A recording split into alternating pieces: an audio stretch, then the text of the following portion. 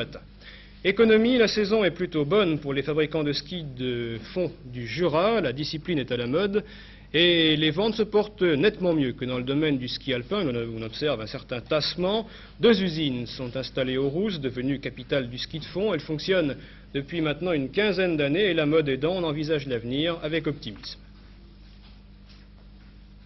Le ski est né aux Rousses dans des ateliers artisanaux. À l'origine, une menuiserie, on ne parlait pas encore de ski de descente, encore moins de ski de fond. On se contentait de fabriquer des planches pour des amis entre 2 armoires ou 2 tables de cuisine. Les sports d'hiver n'existaient pas. Les années 60 ont tout changé, le ski est devenu une mode, la production marginale qu'il représentait est devenue plus importante, une activité qui n'a pas cessé de s'accroître jusqu'à nos jours et qui permet actuellement à 2 entreprises de figurer parmi le peloton de tête des fabricants de ski de fond. C'est le cas de l'entreprise Grand Chavin, 10 employés, créée par Honoré Grand Chavin en 1925 et reprise par ses 2 fils, Hubert et Arnaud, tous les deux 30 ans. Alors nous avons derrière vous tous les skis qui représentent un peu l'histoire de cette maison. J'aimerais que vous m'en parliez un peu. Oui, c'est ça.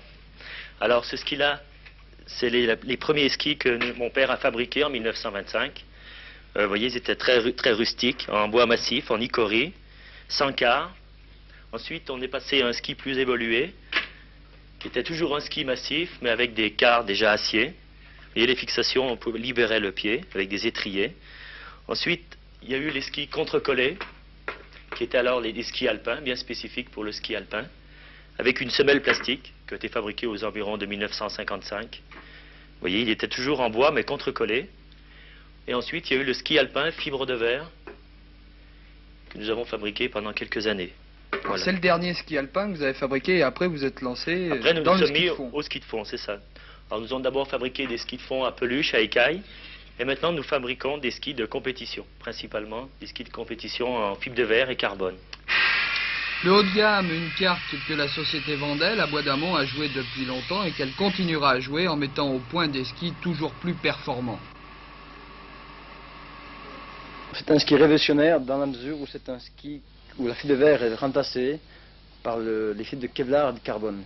Et ça nous a donné une résistance au niveau ski qui est très supérieure à ce qu'il faisait jusqu'à maintenant.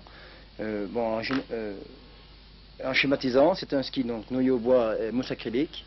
Et vous avez un caisson dans lequel vous avez la fibre de Kevlar qui vient en dessous de la semelle et le carbone qui vient dessus, qui donne une résistance accrue et où on a réussi à faire un ski qui fait 1,1 kg la paire.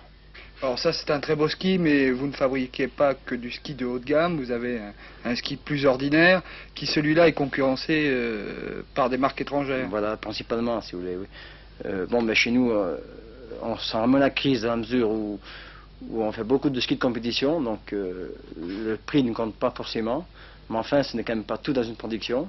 Chez nous elle représente de 25%, ce qui est beaucoup, mais enfin on a quand même 75 autres pourcents où il faut, disons, écluser sur le marché, et là on se heurte à des problèmes de concurrence, principalement dans des Italiens, qui ont un coût de matière première beaucoup moins élevé qu'en France.